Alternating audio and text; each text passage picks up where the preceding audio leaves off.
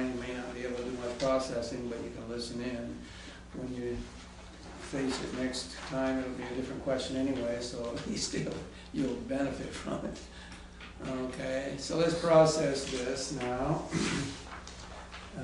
Some of these should be relatively easy to deal with, and others a little more complicated, I'm sure. The first question, reading from Carson's book, for the sake of the whatever that thing is called, you read the tape. It's Exegetical Fallacies by D.A. Carson, 2nd edition. What does he mean by critical interpretation of Scripture, or another term he uses, critical exegesis? Okay, what does he mean by this? Go ahead and discuss this a little bit. Critical exegesis, he says, uses sound reason and must learn to reject unsound, those things that are unsound. Okay, so critical from the standpoint of logic. Okay. Joe, you I had this, I don't know if I recall this correctly, but he said that it was based on factors like the literal, grammatical, historical, cultural concerns. right, and then what does that mean? How does that deal with that term critical interpretation? I mean, you're right, he deals with all of that, but what do we mean by that? It's critical in that you take all of those factors into consideration. Okay, so those issues go into our evaluation of our interpretation, right? Yeah, Okay, that's how I understood it. But yeah, right. Another way of saying that, he says that critical exegesis is exegesis that provides or attempts to provide adequate justification of all conclusions reached and Right. opinion held. Right. Did you have something? Well, I was just going to say, I kind of remember it from the other angle of the critical exegesis means becoming aware of and working through our biases, so that our Okay. conclusions are not affected, or if they are, we're at least aware of how they are. Okay. Anything else that anybody want to share on this? I think the bottom line for what he's getting at seems to be the hang-up for us conservatives is the word critical. I mean, we see the word critical and suddenly we think negative criticism. These people don't believe the Bible and things. Okay, well, that's not what he's using the word for, and we understand what he means by critical is simply the idea of evaluation. Evaluate our interpretation and base our interpretation on certain root facts, issues, solid issues, right? And so, for instance, one interpretation may not have taken into account a historical event that impinges on it, right? Well, a critical evaluation then of the conclusion of an interpretation that doesn't take into account something of the historical nature that impinges would then cause a reevaluation, right? Okay.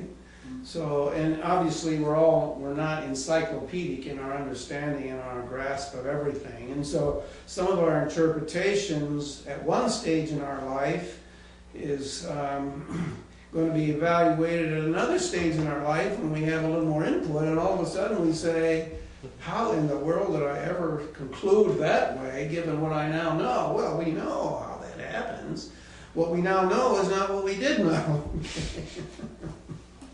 So the bottom line, the concept, I think the primary concept he's getting at here is evaluation based upon knowable facts that we can dig out from various disciplines. something else he said that I had in my notes that I forgot.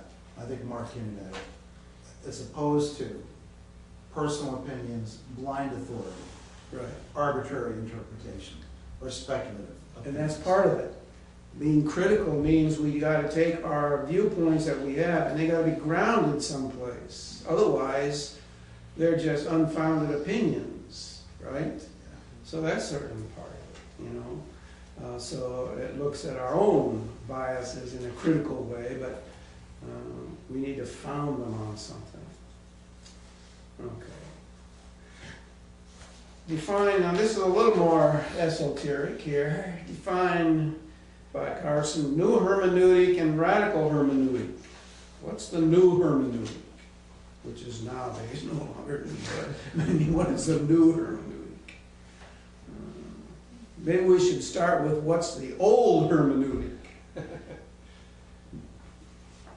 What's the bottom line for the hermeneutic that we basically teach? I think the bottom line is one interpretation, many applications.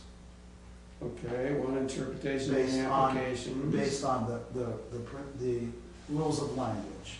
Okay, Hermeneutics being both, as you mentioned before, a science and an art. okay. But I think there's something even more basic than that. I think it's important not to cut off the author from the text. Carson talked about that. There needs to be another, at least trying to get to what is the point or the motivation that the author's intent. Okay, so the old hermeneutic, and that's getting to it, starting to get to that, and then the old hermeneutic says there's an objective reality in the text. Okay, there's truth in the text that's discoverable, right? And so based on grammatical, historical, historical, grammatical, exegesis, if you will, literary interpretation. See, there's an objective truth there in the scripture. There's authorial intent, and that's discoverable, right? That's kind of the way in which we deal with it, I think, in this school, at any rate. The new hermeneutic takes that and does what to it? Says it can't be known, really. Not exactly can't be known, not the new, that would be more like the radical hermeneutic. Oh, okay. The new hermeneutic does what? Does it take the emphasis off the writer and puts it more on the interpreter himself? Okay, it says, go ahead, go ahead. How do I say this?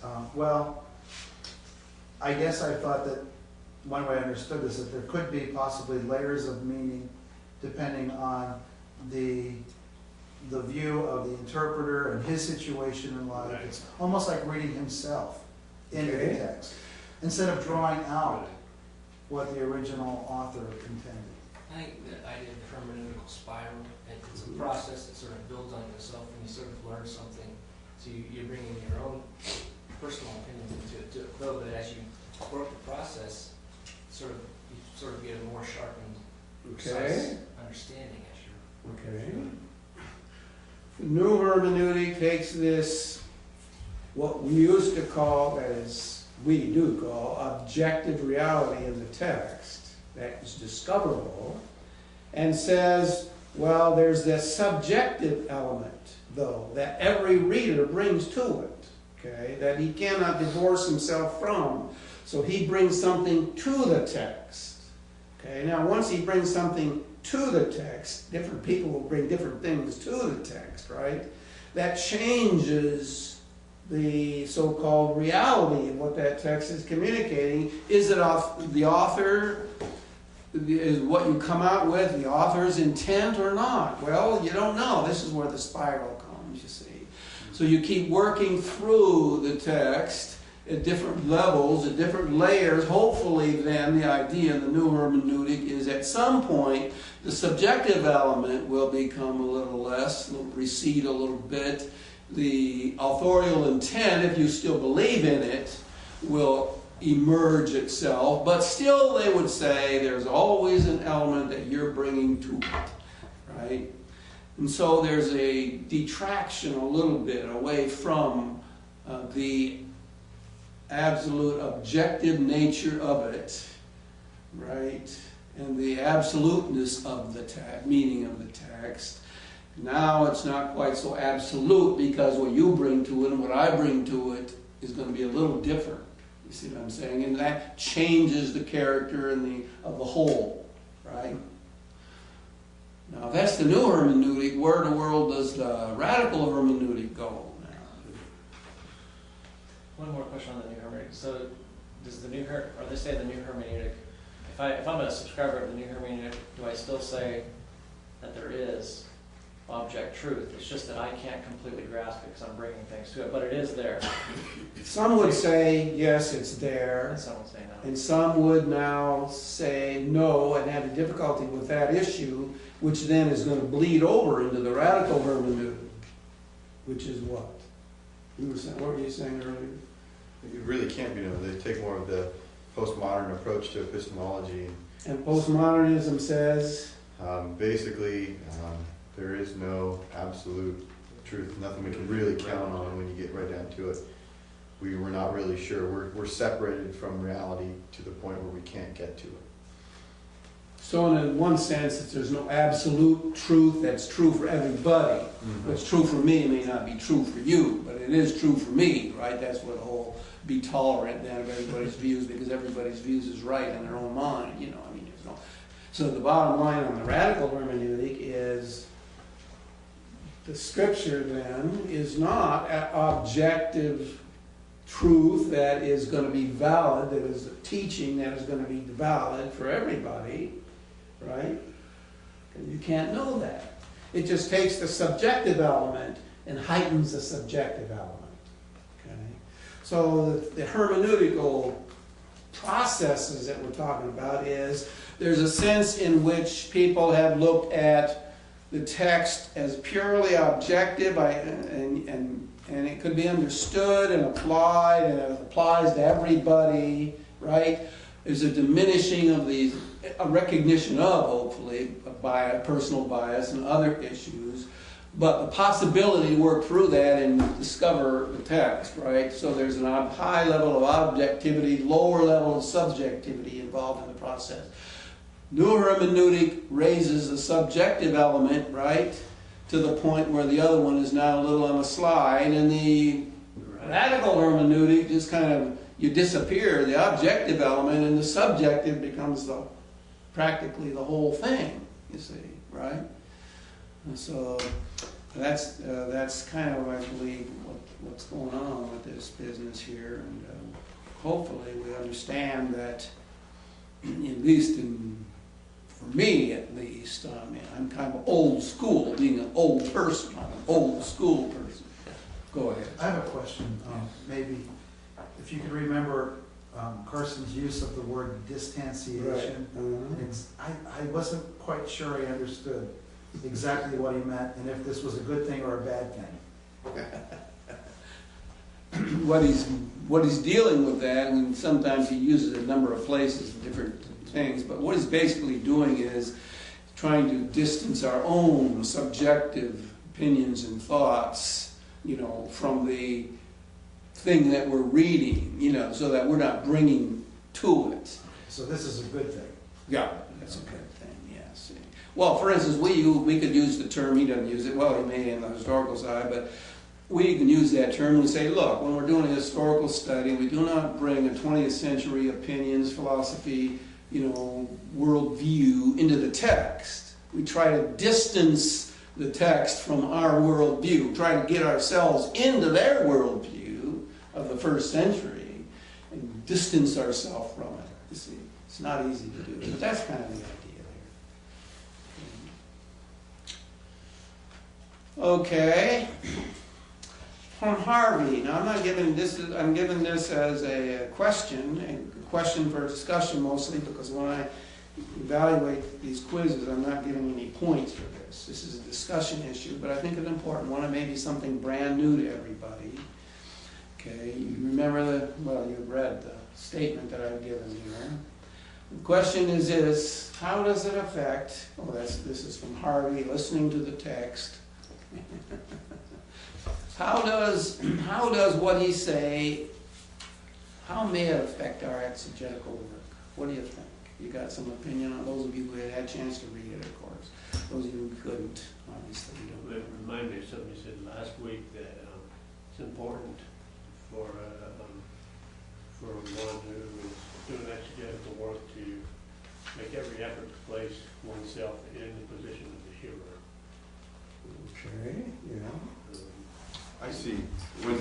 I don't know if this goes along with one of the questions you asked from your notes, the most important skill, but to be able to hear and then read the passage in the original language to the point where you can start to hear some of the, whether their, you know, devices are used through rhythm, or, and then get associated with those devices so you can see the emphasis and almost some of the emotion of the author as he's trying to communicate what they may be hearing. Okay. I think one of the writers that was referred to used the phrase fixed epithet or something like that, and ornamental adjectives, and they talked about these clues, like they're structure markers, and so you've got to be able to hear that and know that this is a structure marker here. And I think, so obviously it's going to have an impact on your ability to exegete and understand carefully the way the writer's thought was organized, because he wrote it to be heard. Okay. And so it would seem to me that there would definitely be an advantage to be able, as Cyrus said, to be able to kind of listen to the text and hear it. Okay. So you don't miss those structure markers along the way. What would be a pitfall we could fall in if in our exegetical work we look at the texts as we look at texts today in written form? Okay, look at them in written form. We deal with an article or whatever in written form, books in written form, and we don't do it in oral form. Okay, what difference? What mistakes could we make by viewing the New Testament letters, at least, as written, as if they were written as opposed to given to people to read as opposed to oral? Simply, what errors could we fall into?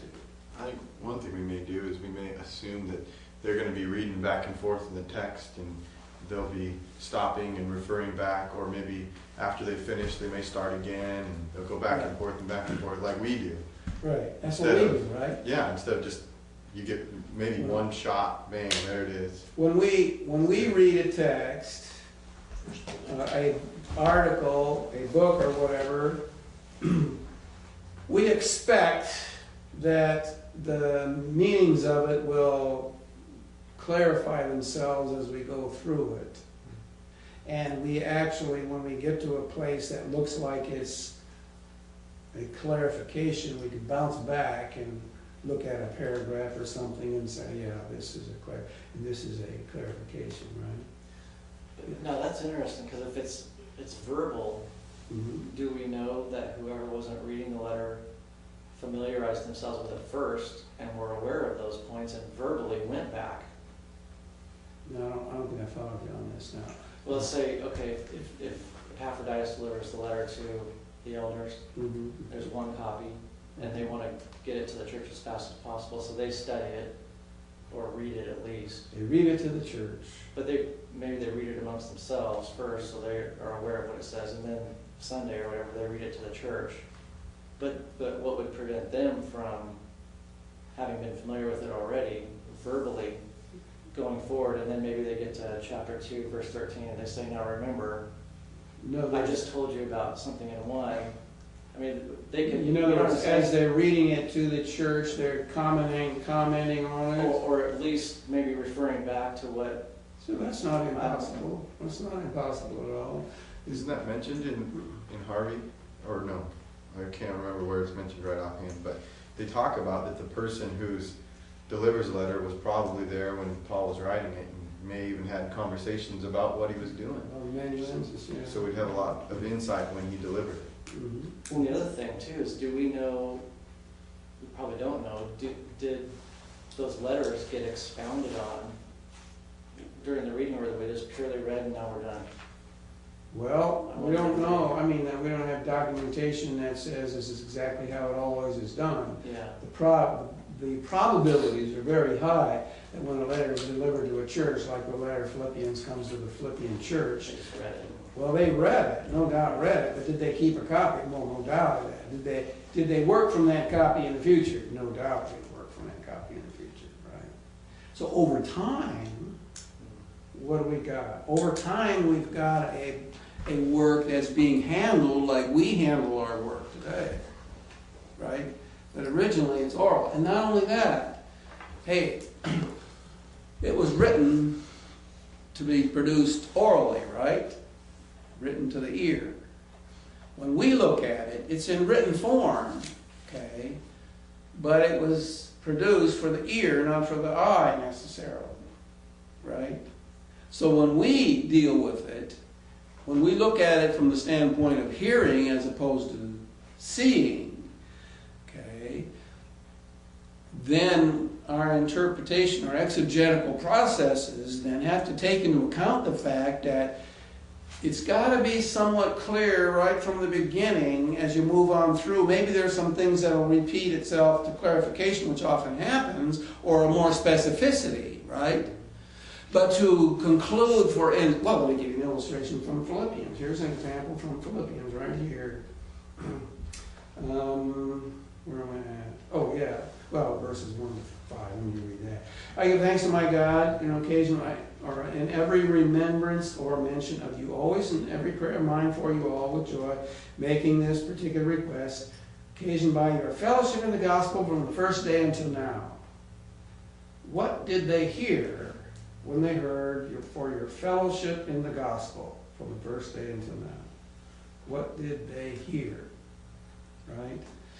Some people have interpreted this, and as we read it, a whole, we go back to chapter 4 and we read these statements in chapter 4, Nevertheless, you did well when you fellowship with me in the, in my affliction. Philippians, that in the beginning of the gospel, very similar to the first part, right?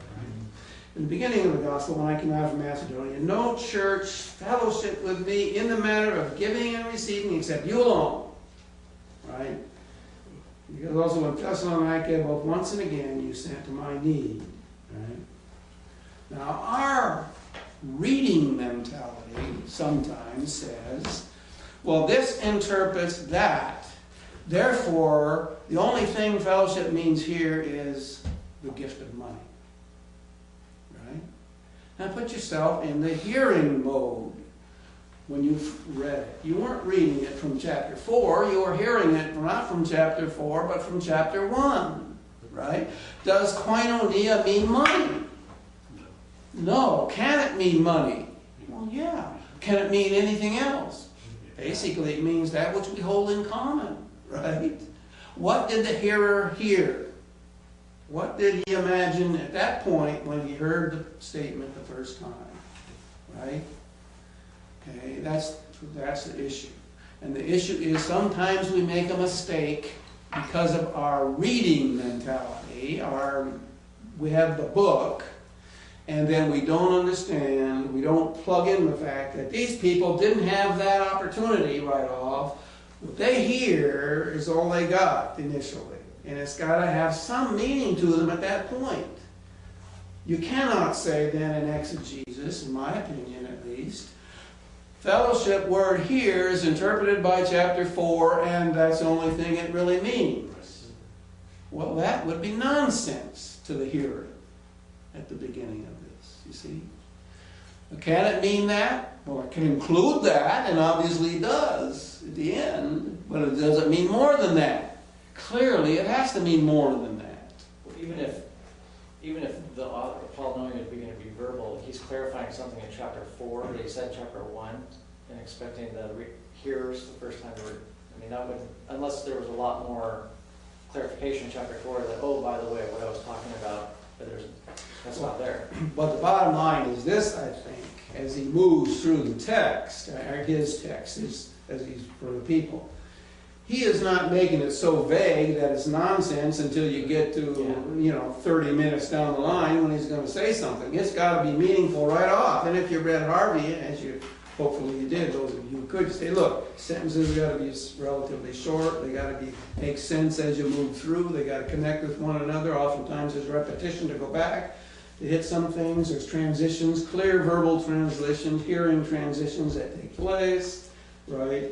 And it's got to be clarified as we move through, otherwise it's nonsense. And it's interesting that one way that I saw the clarified koinonia, that it seemed like it meant, at least to me, at first, their contribution in the gospel, where, again, it was used koinonia in the spirit, where it might have changed its range into a different range of meaning, where fellowship of the Spirit, contribution in the gospel, but fellowship of the Spirit. It was interesting that it's just an example of. Well, in other words, the word is used more than one way before you end up in chapter 4. Yeah, chapter 2 is fellowship of the Spirit, chapter 3 is fellowship of his sufferings. Yeah, And right. chapter 1 And then is chapter 4. contribution. Right, so, What does that say to our commitment to have Scripture and interpret Scripture? Because, you know, you say you start within the text itself, and you're trying to figure out what this means, so you're looking at what Paul said in Philippians, and then you say, well, what did Paul say in his others? And then what does it say in the New Testament? So does that have any bearing on our commitment that Scripture interprets Scripture, I guess is what I I'm think I would say to this, let me put it as, if chapter 4 got lost, would the people have no idea what was being said in chapter 1? No, they would. It makes connections right off, you see. And I think what I would say to you in this regard, at least with this illustration, you know, Scripture interprets Scripture. I think chapter 4 narrows down, gives a narrowed down view of what was broader in chapter 1. So at least chapter 4 partially interprets something that's involved in chapter, but is it the whole thing? See, that's where the error would be. So some take that and they try to figure out what he meant there by extrapolating. Well, that's how we do it in our reading, isn't it, sometimes? That's right. So he's moving from the general, chapter 1, to the specific in chapter 4. Right. Specific Then illustration. But the specific doesn't necessarily, narrow down the general idea to only that. That is what it meant, and then you read it back as only that. Right. See, it doesn't do that, you see. And in fellowship, I mean, just take the theological. I mean, if fellowship simply meant giving money, that'd be pretty pathetic. Where's my donuts? Where's my coffee? Where's the cookies? No, I'm just being a little facetious at that point, but it obviously means much more than that. If you interpret it subjectively, it could mean all those things. It could mean all those things too. Where's the That's bottom? right. It means a lot of, in other words, in the broadest sense, what does it mean? In the broadest sense, and I don't know how we're hung up on this one word, probably because of my own illustration, but it basically means that which we hold in common. Well, what do we hold in common? Geez, as Christians. It certainly goes beyond what's in my pocketbook, right? We don't always hold all that in common. Right, right. Well, that's one of the issues. Well, anyway, that's so the point. I guess the point here is, as you read through Harvey and stuff, and as you read through and exegete the text, just kind of remember. Maybe sometimes we have to distance ourselves from how we deal with literature, and even the literature of the Bible, and realize they didn't have one to read and to evaluate like that. They just heard it read, and what does that do to our understanding of how it flows? Can I ask one devil's advocate question on Yeah, that? yeah. What if someone were to say that Paul knew initially it would be read and verbal, but he also knew eventually it would be taken apart in writing, and that he actually, you know, that he actually did create it with that in mind? Well, let me ask you this in regard to your devil's advocate question. Did he create it to be that is, that the first part could not be interpreted until it got to the end of his message? Is that what you're saying? He created it so ambiguous that it doesn't have meaning at the beginning and it's only going to have meaning at the end? Right? I would say that does not fit the oral pattern of the ancient world, nor does it fit the pattern today, even when we deal with things orally. We don't make it so ambiguous that you cannot grasp what I'm talking about until 20 minutes down into the message there. Because even if Paul knew that other people were going to copy it down and write it, he also knew that the majority of people weren't going to see it that way. And not only that, the majority of the Christian, of the world of that day weren't able to read. It was only oral to them. Just a comment, it would seem to me then that our discussion about what they would have heard in the word fellowship, koinonia, would have some bearing also as well as to what they understood by the good work that he Could be. began in you. Yeah. Because it's, unless I may be wrong, but people who see fellowship as totally a money thing, see the good work then as a The money money thing. thing. Mhm. So the question is, what would they have understood by what they heard when he said the good work that God began Right. in you? Well, when you initially hear the word koinonia, okay, in the ancient day, just look at the lexicon. Money isn't going to pop out as the prime meaning of that. You know, if you look at the lexicon, that's way down the list of where it's applied narrowly. Okay, so it means something much broader than that. Of course, reading cookies and donuts into it would be putting the 20th That's right. century into the Right. first. They certainly would have heard that. Wouldn't have heard that. Except for their love feast. You know, you're going to have love feast. It's interesting though that You're right. Yeah. Okay. Go ahead. that with the good work, when he says Starbucks. a good work, that doesn't the verb following that says he will perform it? Yeah, Is you there- know, yeah. You bring it to completion to the day of Christ. Now, so, but that brings up a good point there, you see. We can make one, I would conclude, an exegetical error confining koinonia in chapter 1 to money, which then bleeds over into the good work, which clearly I think is way too narrow for that. Okay? And yet there are some people who will practically go to the cross for their interpretation of that, but I think they're probably wrong. If I can be so bold. Well, let's move on to Dockery, Matthews, and Sloan. Define the following terms. These are pretty general ideas. Am I doing okay there, Carl?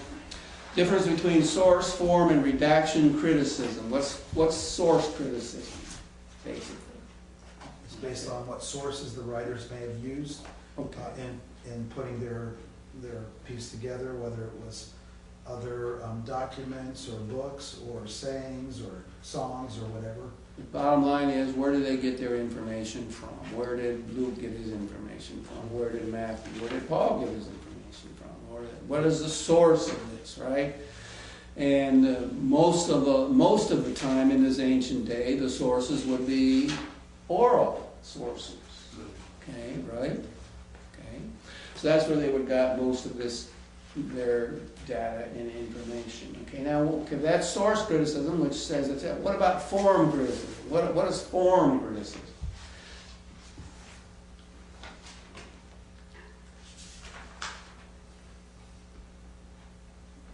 I wasn't able to read the book, but I'm guessing has to do with how the actual literature is written and how it relates to whether or not the same author wrote the whole text. and Yeah, stuff well, like that. it really goes beyond, it really prior to the text itself, before it becomes the text itself. I mean, it could be some written stuff, it could be some mostly oral probably still. What are we talking about here? Aren't we talking about the types of things that were used, like parables, sayings, Right. In other words, proverbs, Literary form. John? in other words, even in the oral world, okay, events are communicated, are formulated in a particular pattern, and that pattern becomes what gets transferred down, and ultimately in writing sometimes, on a scrap of paper or whatever, right? So that's a form. A parable is the form of a statement about Jesus, discussing about Jesus in a parabolic form, right? Or some other kind of a poetry or didactic thing, right? There's a form involved which aids the memory and the recall. You may not be aware of this, I may have said it before, I don't know if I have in this class or not, but from the standpoint of literary history, okay? What was first, prose or poetry?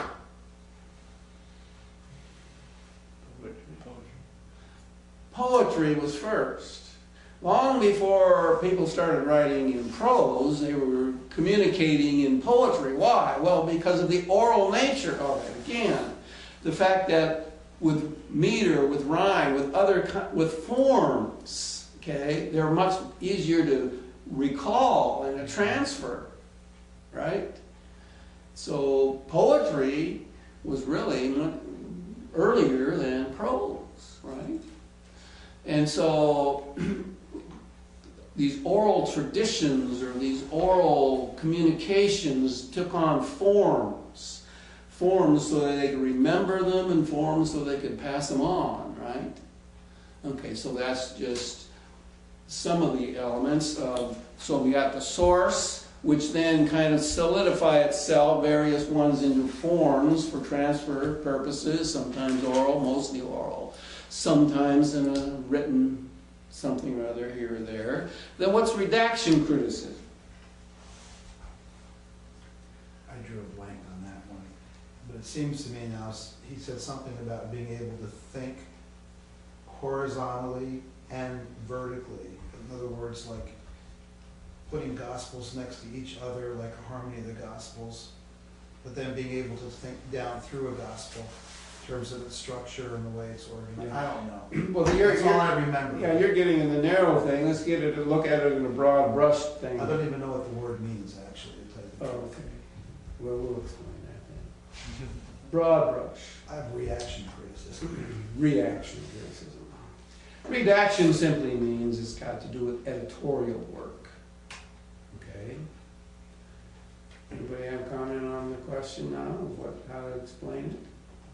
Actually, this is the most important and for our purposes the most valuable aspect of the whole business here that he mentions here. Okay? We've got sources the authors had sources for their information. And it came down to them in certain forms, right? But now the author isn't just a cut and paste person. Oh, I heard somebody said this story, and so he jots it down, and I found this scrap of something about a story, and he jots that down, and he just cuts and pastes, and all of a sudden, boom, we have 4 Gospels here, you see. Right? A scrapbook kind of a thing. It's not that at all. What is much more accurate to say is that these gospel writers, and let's use the Gospels because it's easiest to deal with in this case, gospel writers knew about the story. They wanted to communicate a story of Jesus, but they had their own theological and own purposes, direction that they wanted to give to it. So they became not just scrapbook people, but editors, if you will, given the fact that they had an agenda. And there were different agendas. That's not to say they were misconstruing the stories or the forms that came to or anything. It's just they had different agendas. And this is where your horizontal and vertical things come. If you look at it and you see a given story in the synopsis, for instance, and the 3 writers, let's say, have a little different take on it, okay? That really relates to their own personal agenda as to who they're writing to and why they're writing and what they're trying to communicate through here, you see, right? That's what redaction is. Now, we can use redaction in a very positive way, that way, understanding that the writers of the New Testament had agenda, if you will. They had a message to communicate, and that's why we have 4 Gospels instead of 1. It's not a diatessaron, you see. It's 4 different Gospels because it looks at the story of Christ in different ways to different people. But telling the same story, but with different emphases, okay? So that can be valuable. Now, where it comes from, where it goes wacky here, in some people's thinking, is that these editors then, based on the culture of their day, the church, what's going on in the church around them and whatever, they are then writing a story, if you will, putting in things that did not extend, let's say, from the sources, the ancient sources, you see, but they were added to, you see, and therefore we can't really know. For instance, the Jesus Seminar. I mean, this is partly where they're come from, and it says essentially, do we have anything at all that Jesus said in the Bible? And they have about one phrase, and that's about it, that they can only have one phrase. Right? The rest of it is involved with some sort of editorial, what should we say, accretions coming to some scrap of information and added to from their culture and their situation in life and all of that stuff. And therefore, does Jesus say all of that? No, they have one phrase. I forget which one it is, but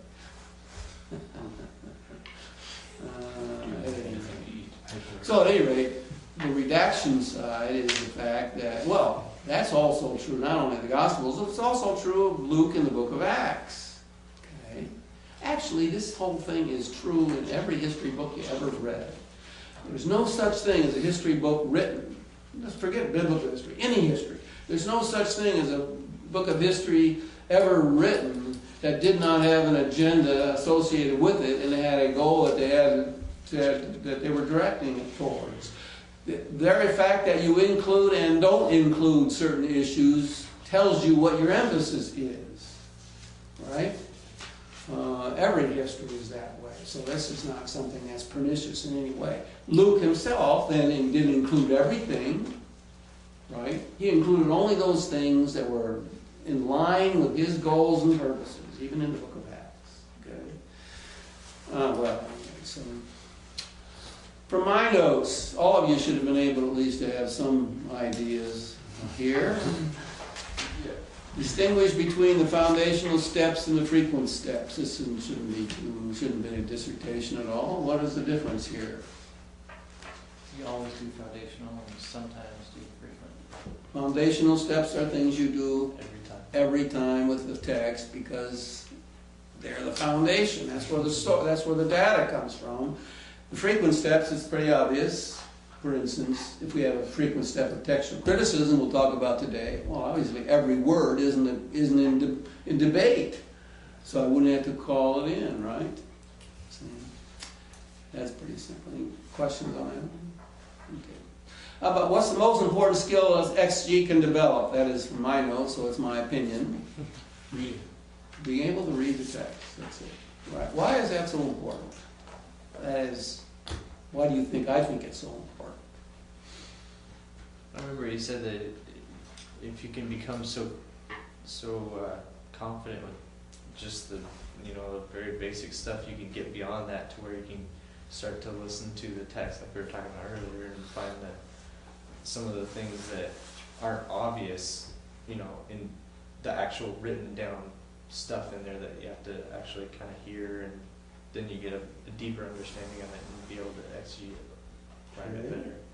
You can get into a two-way communication process instead of a one-way communication process. When you can read easily. That's how we deal with all other literature. That's how we deal with it, right?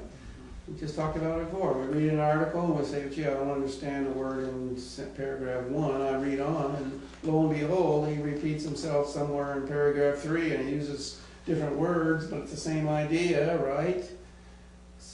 That's how we're in two-way communication with the writer, right? Okay, that's how we do it. And ability to read the text. Now, if you struggle with every word, and you can't remember what the words mean, can't remember what the tense of it is, or what case it is, and you're struggling to put a sentence together, there's no way that writer can pop up and say, hey, this is what I'm talking about. There's no way you can communicate, right? The text can't communicate to you. You're just trying to squeeze something out of it that you can understand, and frankly, it's a hard sledding to do that. What are the 3 areas that encompass the primary purpose for the historical study? The written or the historical background and overview, and then the writer, and the hearers and the readers. Okay, or on the first one, the writing itself, then the reader and the writers and the readers, right? I mean, those 3 things encompass kind of our goal for this aspect of the historical study. And what are we trying to do? with those three things? What is our goal that sets us free? Now we can go ahead and start our exegetical work. What is it we're trying to do? Get a clear overview or a big picture or a range of the historical setting that Well, okay. would kind of arrive at some form of In, understanding. in broader terms, what are we trying to do? Foundational steps, is that what you're talking about? Just Historical study. Identify the issues between writer and hearers, and all the things that surround that relationship. Okay, well, to be able to do that, what we're trying to do is to understand where the writer's coming from, right? Understand where the readers are and where they're coming from, and figure out and how this communication, this document, kind of relates to the issues that are posed by the writer and reader in their relationships, right? I mean, that's generally what we're trying to do. Once we can say, okay, I understand the issues that the writers have, and the issues that the readers may have here, now I'm understanding, now I can see the writing as a mediation of those, and then I can hopefully get away, distance myself from my own 21st century world, put myself back in the first century, some degree, and see and hear how that document is going to communicate to me now, sitting in a house church back in 52 or 56 AD or something, you know, with my own little world, right? And so that's what we're trying to do in a general sense. Well, that's that first quiz. Turn it in for, and I'll go through it, of course. And those of you who, again, didn't write something in some section, be prepared to read those sections and to relate to it next quiz. The reading material or assignments coming up for this second assignment involves the same books, so it's not different books. So now The quiz will be formatted the same. same general format. Yeah. Okay. Okay. Well, anybody need to take a break? I think the bathroom was probably open, so. And let's go. You're on. Oh, what we're going to start now with is textual criticism, which is a point of emphasis for this course because it involves a lot of detail stuff to not only understand, but the processes to work with. Okay, I got started off here with a discovery, you'll note. Page 44 of the notes. Okay, what this is meant to do in this particular discovery is just point out how one textual problem could change the whole interpretation of an entire book of the New Testament. Okay, it's one problem. The problem is in 2 Peter 2:17 and Jude 13b. Just as a initial statement, very often 2 Peter and Jude are interpreted mutually together. Even the commentaries, 2 Peter and Jude commentaries, and they mutually interpret one another, right? Okay. Which is to say, 2 Peter and Jude have to be talking about the same people. Okay.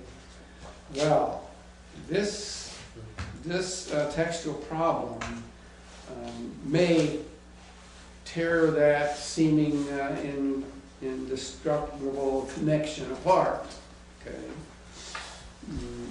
For instance, it has to do with the identity of these false teachers. Notice in the New American Standard, for whom the black darkness has been reserved, and in Jude, for whom, and this is exactly word for word with the one exception, and that is the word forever, for whom the black darkness has been reserved forever. It's clearly, if they're in Jude, that if these people are in this black darkness forever, then they're probably not saved people, right? It's not necessarily true in 2 Peter, though. If the word forever isn't genuine, or isn't original. Okay? Follow me? If it was there, we would be in the same place. However we interpreted Jude is how we interpret Peter. If it's not there, then it all opens up the possibility that maybe it's not the same spiritual state people we're talking about here. Okay? So this is partially involved with this whole statement. So in some Greek texts, the verse contains the word eis iona, just like in Jude 13. And if I remember right, the majority text would probably includes that. Let me just check and see if the majority text is listed in my, where am I? 17. In here, majority text is in reserve 17. Jude, from Jude forever. Okay, text. Let's see. Yeah, let's see. Let's see now. Where is that? Iona text P72. Okay. P72. It's not as clear on that, but I think the majority text does include it there at that point, because of the greater number of texts. But my other text might show it differently. The sign of the Byzantine. No, it doesn't even have a note on that. Oh, yeah, I know that. We'll talk about that. Okay. But anyway, the bottom line is, if you put it in, you pretty much identified the teachers or the people you're talking about as the same as those in Jude.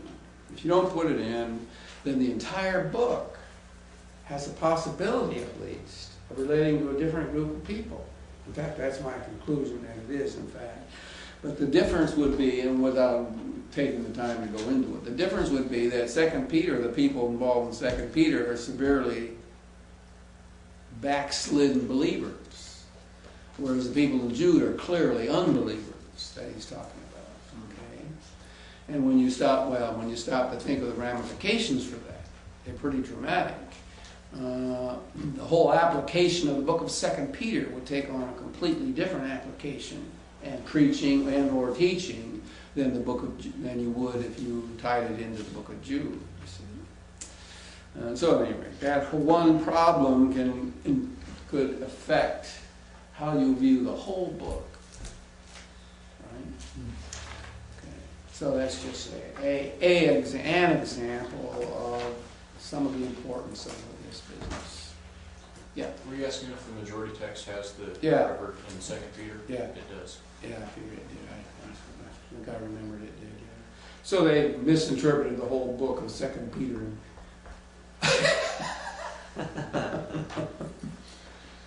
In my unbiased opinion.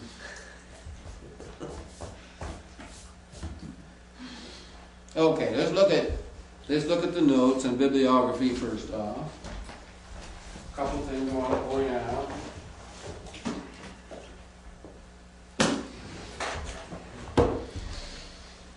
The first on and along, the text of the New Testament, a textual criticism book.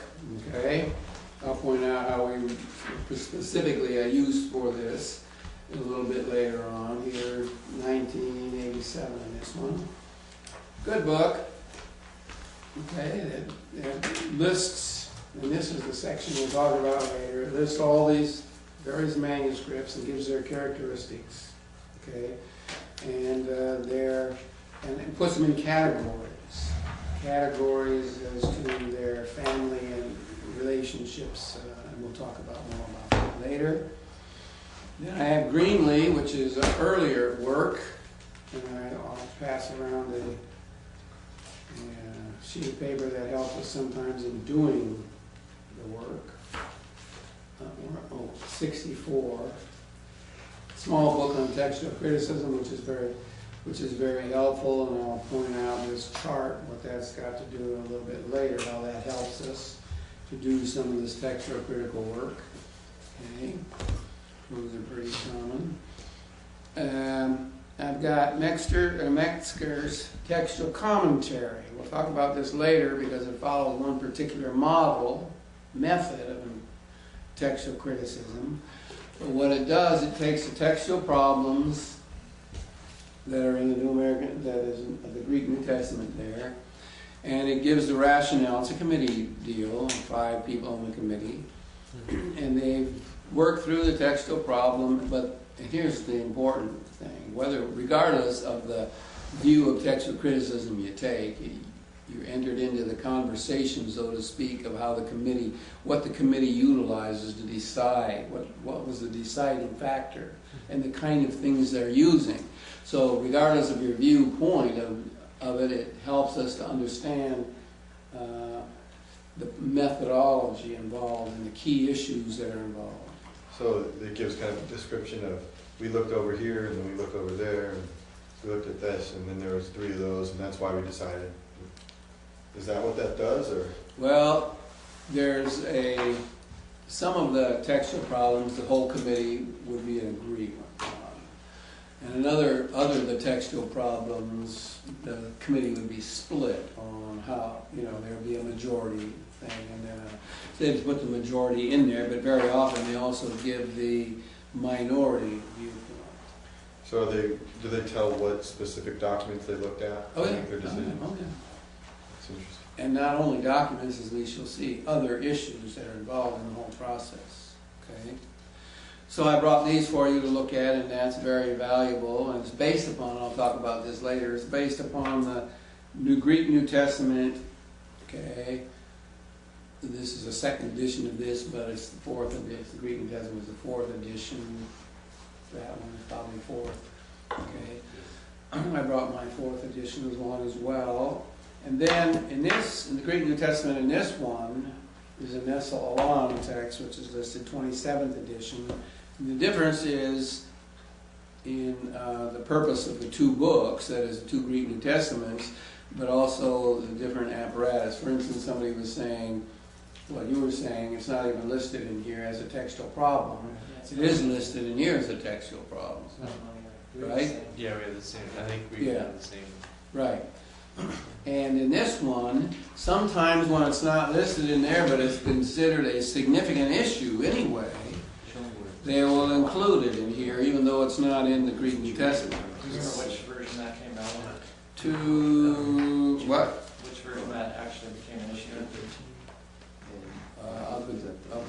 What, it was a 3rd or what? Yeah. I have a 3rd. It must not have been 3rd. I don't know what you're saying, asking. When that issue showed up when it was in the apparatus, when it showed up in the apparatus. Oh, Which version? in the Greek New Testament? I'm not sure. Okay.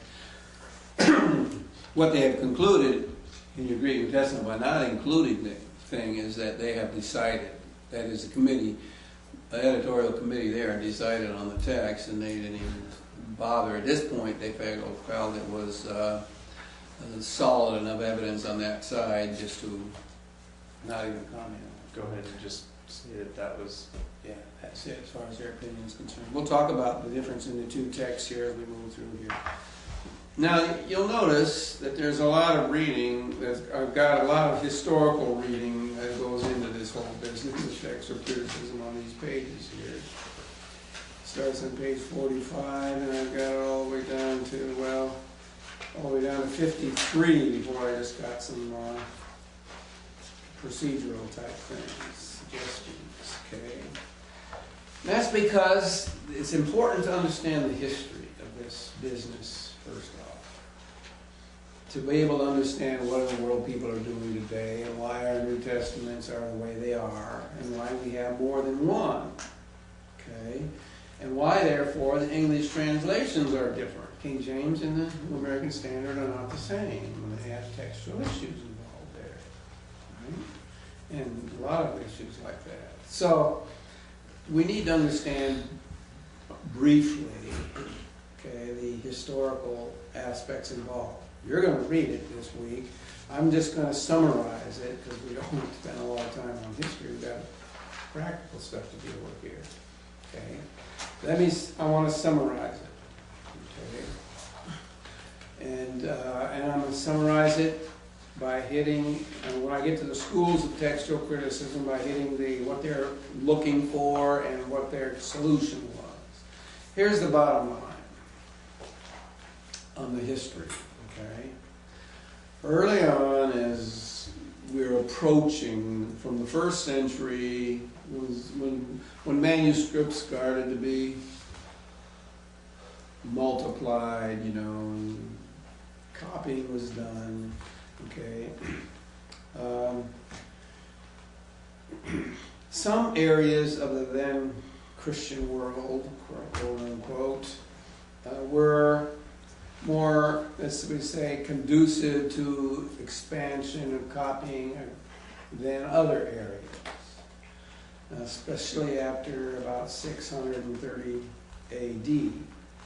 Anybody can remember what world that time frame might reflect? Is it Latin? Some of the councils. It's the rise of Islam, Muslim rise, okay? And okay, so here, let's put it this way. Christians, monks and whatever, were copying the Greek New Testament, or the New Testament in various manuscripts, right? In various parts in the key locations in the Christian world, Antioch, Constantinople, Rome, obviously, down in Alexandria, Carthage, various places, okay? Then the Muslims rose, right? That issue rose, and then they started to do what? Well, in their conquering, it was, either bow to Allah or die, kind of thing. What effectively happened then, in the historical domain, is some parts of the then known world got shut down as far as copying of manuscripts, right? I mean, they were shut down by the Muslim invasions, if you will, okay?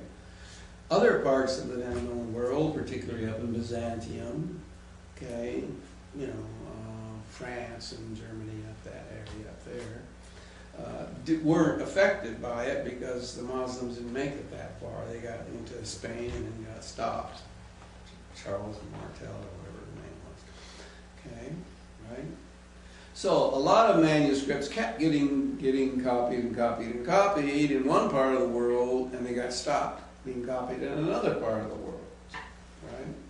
Okay, so that's just history. Okay? I mean, that's factual history. Later on, and now we're moving on towards the time of near the Reformation era.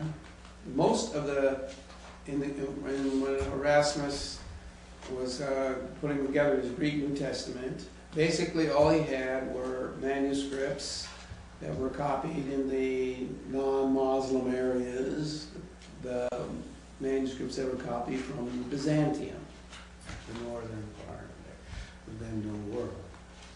So he put together his Greek New Testament on the basis of basically about 6 manuscripts. And there was one manuscript, and we won't get into detail, the notes talks about it, which was a little more erratic than the others, and so he didn't use it very much. Actually, it was probably the best one. He didn't use it very much. Okay. And so the Greek New Testament then was basically what had become known as, and we won't get into that, the notes mentions it, but the Textus Receptus, right? Which was the basis for the King James Version. Okay, so that's around the 1500s. That's when Erasmus was doing his work and whatnot. Okay, so then scholars then began to discover other manuscripts. Tischendorf, for instance, discovered the Sinaitic manuscript in the Sinai. Well, now there's manuscripts that are being discovered in those areas that the Muslims have shut off the work, right? But they were older manuscripts, okay? Like 3rd, 4th century, 5th century manuscripts, right? That were just kind of hidden away. Okay? So they found these other manuscripts. Now attention begins to arise because the readings in the majority of manuscripts and the readings in these earlier manuscripts don't always coincide. Okay? So So some of the scholars wanted to include some of the readings from the earlier manuscripts and change the Textus Receptus then, right? Well, that's tantamount to heresy here. So a great battle took place. I mean, a scholarly battle of real note, okay, took place. So now a division begins to develop in the philosophical arena here. Do you go for the, now we're into the schools of textual criticism here, do you go for the majority readings in the majority of the number of wise of the manuscripts, or do you go for the readings in the earlier manuscripts, date-wise? The idea being earlier, closer to the original one. Okay. So there's that division that takes place. And so when we have then on page 47 talking about the majority text theory, or the TR advocates who put together this Greek New Testament according to majority text, apologies, Farstad, etc. That's of course a lot later than the TR. We'll just talk about that in a minute. But the summary of the views on page 48, they were really concerned about the integrity of Scripture here, the authority of Scripture. If we take a word out here and put a different word in there, what have we done to authority, you see? They were really concerned about that. And so they have this idea that God's providence demands a view that he maintained all the way through these years from like the 6th, the 7th century at that point, all the way up into the 16th, or in this case 17th century, 18th century, that the God had preserved the true word. So the true word was the Textus Receptus, because that's what was, these others weren't found, they were latecomers, you see, and they discovered those. Okay. So they discovered that the Textus Receptus was the majority text, and therefore the true text. And then they had to explain these other ones. Well, they're corruptions from the Latin. Mathematical probability, I never could quite understand, even though I got a paper on it. Mathematical probabilities established the majority text better than the earlier ones. And then it has been proven that some omissions in the earlier manuscripts were original, and that's true. That's true. Therefore, you just say, well, you see, you got a corrupt manuscript. Okay, so that's kind of a summary of their view, very basic summary of their view. Okay, now the earlier text, the people that were bumping heads with them, okay, wanted to explain some of the issues. Well, let's go to page 49.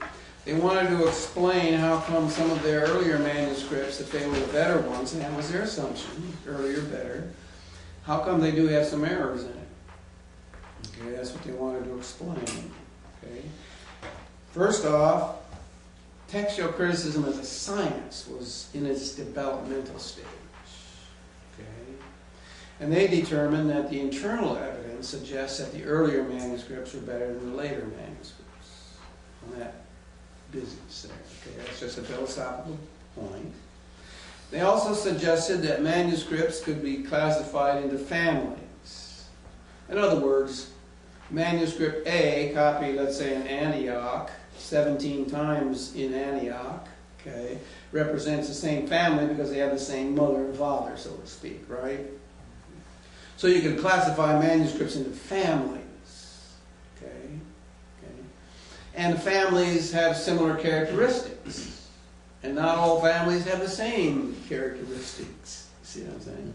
So you can divide up families in that fashion. And so really the issue is not how many members belong to the family A, right? And how, as opposed to how many members belong to family B, you know, 200 manuscripts here, 15 manuscripts here. Does that mean 200 is better than 15? It's irrelevant. That's an irrelevancy. The issue is the quality, the character of the family. If the family is better, if it has better characteristics, the 15, that outweighs the 200 with lousy characteristics or worse characteristics, right? So that's kind of their approach on that. So manuscript families should be weighed based on their relative values, not on just simply the numbers, okay? And so the trying to explain the differences between the early and late manuscripts, but they really couldn't nail that down yet. Okay, they still had a problem there. Okay, now there's a modification of that theory that took off. So the Westcott and Hort people are those who say the earlier is better, based on internal evidence. Okay, they're working that problem of how come we got these differences that are obvious mistakes. How do we deal with this? Now the next theory comes up. It's a modification of the earlier text theory, the local text theory. And their view is simply, on page 51, they agree with the Westcott and Hort people that the earlier manuscripts are the better ones. They believe, though, as well, that families can be identified geographically, and they changed geographic a little bit narrower than Westcott and Hort. Okay. And then they did this. Okay. They said, well, look, we've got, well, let's put it this way. Let me just put the Mediterranean Sea on the board here. That's it, right? Actually, it's got to come to a little hole right there to go out into the land. Okay, so we've got Antioch up here. That is Antioch, Syrian Antioch there. Okay. We got Caesarea here. Another major, we'll say Christian centers of Christianity. We got Alexandria down here. We got Carthage over here, not quite that far away, but for my purposes. And then we've got, of course, Rome, and we'll just lump it together as Byzantium up here. Okay, so at least these areas, right? So they're saying, look, an error that will creep in here, in this family, okay, is not likely to creep in the same area up here. That is the exact same error. See what I'm saying? The error that creeped in here could be copied a dozen times in different manuscripts. But that same error probably didn't occur here, and therefore it doesn't show up there. So they're saying there's a way to determine, or explain the issue of how these errors occur. And their thing is local text theory, is saying, look, if the reading that occurred here did not occur in any of the others, probabilities are that is a local error, right?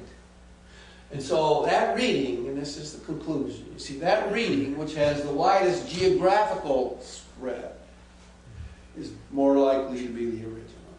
You see what I'm saying? Of course, that involves another statement, which is not particularly mentioned there sometimes, and that is assuming independence and non-cross fertilization here. In other words, assuming that these weren't in constant communication with one another and therefore not keeping anything separated in their own families. You see what I'm saying? Okay? So, that's what the local text theory is doing, trying to explain how those errors in the better manuscripts occur. Okay. When you say errors, how do they know? Well, they say, well, look, there's a manuscript B, this one of these areas here, has got a reading that's not in any of the others. They're saying, well, the probabilities are that's a local change that took place in the local area. It's irregular for the rest of the... Right, yeah. So the widespread view would not read that, and therefore they would say that was wrong. Okay? Yeah. So are we talking everything from there's an extra or an added article to a complete phrase? Oh, could be anything. Could be Okay. a verse. Yeah. Could be anything. Any textual variant could be involved with this. Okay. Now, now let's look how this philosophical perspective continues on. Now, that's not the end of it. We're still at loggerheads here with the so-called Textus Receptus or majority people and those who go for the earlier manuscripts. Okay? because one hasn't given up the ship and bought off on the other opponent's viewpoint, right? They're still on. And so even today we have Onessa Alon and the majority text by Farstad and Hodges aren't reading the same stuff. They don't have exactly the same wording because their textual theories are different. And therefore the King James Version is not the same as the New International or the New American Standard, or some of those others, right? Because of the issue. So that still exists today. Now, let's look at textual critical theory, though, to expand this a little bit further. Some people were saying, well, gee whiz, you can't be sure that this cross-fertilization didn't take place. That's a theoretical thing. And we know that people travel. You know, we know Origen wandered around the country, and did he have a Bible with him, or at least text with him? Most likely, right? Did he ever leave it anywhere? Well, probably it happened, you know. So, and also, well, this whole business of families, they say, well, you know, that's kind of a little iffy, you know. I mean, sometimes it's kind of hard to define the family characteristics in some of these manuscripts. And so the eclectic theory, or the rational theory, that's two words used for the same thing, says this. Let's say, not convinced as to the reliability, validity, or accuracy of genealogical relationships, that's family relationships, between manuscripts, and skeptical about geographically independent text types. What method can we devise for doing textual criticism, enabling the scholar to arrive at the best Greek New Testament that is closest to the autographs? If we can't trust that, then what can we do? That's the question, right? So what is their conclusion? Well, on page 52, well, since the theories of Westcott and Hort, that pretty much is a non-player as far as they're concerned. Number 2, one can disregard the external evidence of age and quality now. So they're saying, well, it makes a difference. It was copied in the 10th century or the 2nd century. I mean, that's irrelevant according to them. Okay, their assumption, and it's based on some history. I'm not exactly sure all the details of that, but they said all the deliberate changes had been taking place by the AD 200. I'm not sure about some of that. But anyway, then so 3. So then, how do you do textual criticism? You ask yourself the question, what would the writer have written most probably? What would Paul most likely have said? Okay. No, so here's the methodology of that then is, all I need the manuscripts for is to tell me what variants are. Then what are the differences? Okay, different readings. Then, ignore everything else about the manuscripts. I ask myself the question, what would Paul, in this case, have most likely have said? A, B, C, D, or E. Based on style, what they know of the author, etc. And then they choose one. Right? That's the radical side of that. Today, there's not a whole lot of those radicals out there. They modify the theory a little bit, okay? And that's what the modified eclectic theory is all about on page 52. They're not convinced that the eclectic theory, skepticism is all that about. In other words, they're not quite as skeptical about families, locations, geographical locale, all that. They don't throw all that out, in other words, okay? And they want to therefore incorporate, you know, the best of all of these issues into their theory, okay? And that's what they have done, and I'll explain that, how it works in a minute. So on page 53, we'll go through some examples.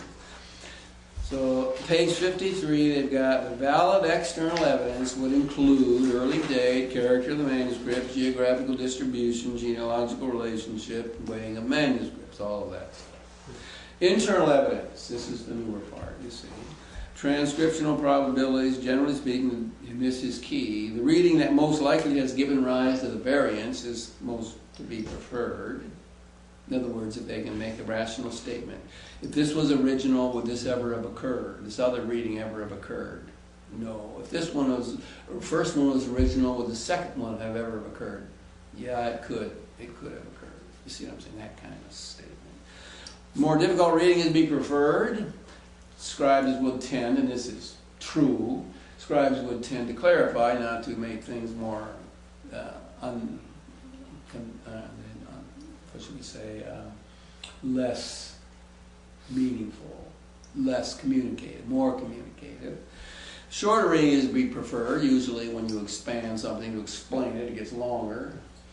Non-harmonious parallels would be preferred. In other words, if, well, for instance, in that illustration that we used in Peter and Jude, in my text here, on that, where Peter, verse 17 was, in the reading that said, Ace Iona, it put in parentheses Jude 13, which is saying that that's a parallel in Jude, and the probabilities are that that reading arose from some scribe saying, gee, I remember Jude saying the same thing and used this other word, and therefore included that in, you see. That in. So, non-harmonious parallels would be preferred, generally speaking. Other scribal tendencies taken into account in the author's style and all that. Okay. In the book that you have not read yet, some of you, let's see, form 16, was it 16? No, what was that? There, where's textual criticism? Oh, there it is, textual criticism. He breaks down what people are doing today in the modern arena. He says 4 approaches to New Testament textual criticism can be summarized as follows. 4 contemporary, what's going on today approaches. Okay. One, his is his terminology, but I'll explain it. Radical eclecticism. The text is based on internal evidence alone. In other words, forget the manuscripts.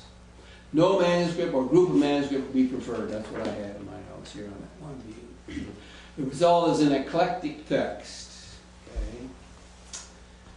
Second, reasoned eclecticism. The text is based on both internal and external evidence. The reading of the best manuscripts are generally preferred. That's the view I had in the modified. And the result is a critical text. Reasoned conservatism. The text is based on both internal and external evidence, same as above. The reading of the majority of text types is preferred. What does that mean? The reading of the majority of text types. That's the locale, the geographical issue involved there. And the result is a widespread text. That's the local theory kind of expansion, if you will. And then radical conservatism. The text is based on external evidence alone. The reading of the majority of manuscripts is preferred, that is, they count how many have this reading, the numbers, and the result is a majority text. See? So we still have, in the present day, we still have 2 groups at loggerheads. One group that counts numbers, that's it. The other group that is now divided into these 3 other models, if you will. But they're basically in opposition to the other one. Right? The text I got in the notes as a modified eclectic fits the 3rd option that he mentions in the book. And that's the reasoned conservatism. It takes all this stuff into account, including the locale. And that's the viewpoint that is based, this is based upon, and therefore that's the viewpoint that Greek New Testament is based upon. And that text, 4th edition, actually the 3rd and 4th of the same text, is the same as the 27th edition of the Nessalon. That is, the text is the same. So these 2 Greek New Testaments have come together to read the same thing. So basically what we're saying here is we've got 2 Greek New Testaments available to us today primarily by textual critics. This one and the majority text one. Okay? The Farstad Hodges okay, or whoever else is putting that out today. That's where we're at. Okay? So that's kind of the history of the thing. And it's an ongoing thing. Am I about out of time there? 7 minutes. Oh. Now, what we need to do, obviously, is we can't say in the time that we've got to spend on this, okay, come to a conclusion as to your view here. You know, I mean, obviously, we don't have time to do that. What I'm going to do, though, is that I'm going to have us work through, on the basis of the modified eclectic theory, some textual issues and problems. And the reason why I've chose that, well, there's two reasons. One of them is that's my view. Okay. And another reason, though, is that you'll see when we work through a problem that this, in fact, this is the view of this, and you'll be able to see exactly some of those elements that we're talking about that go into play into the conclusion. What's that again? Textual commentary on the Greek New Testament. Okay? But it would be valuable regardless of what view you hold. I think. Okay? So that's what we want to do. Okay? I want to point out the on page 53 and 54, though, the procedures, and then we'll work through some problems here. Take a little break and then work through some problems. Notice the procedures that we're going to do. List the options. We'll pick up a problem and we'll list the options. Translate the options into context so that we can know what the different meanings views are. Interpret the options in the context. In other words, if this was the view, what would the text mean? If the other one was the view, what would the text mean? Then 4, examine the intrinsic data, the stuff that says, you know, are there any obvious scribal errors that occurred here? You know, these are a list of intentional and other non-intentional errors. And then the golden evaluation rules there that we'll specifically look at. Then you look at the external data after that. In other words, you're looking then for the early date, the manuscripts that are dated early. You're looking for geographical distribution, okay, those kind of readings. Then you make a decision based upon intrinsic and extrinsic data, that is internal or external data. And then you can come to a conclusion, and then you can consult and see if you agree with Metzger or he agrees with you. That's kind of the approach. Okay, we'll take a little break and then we'll look at a couple of problems.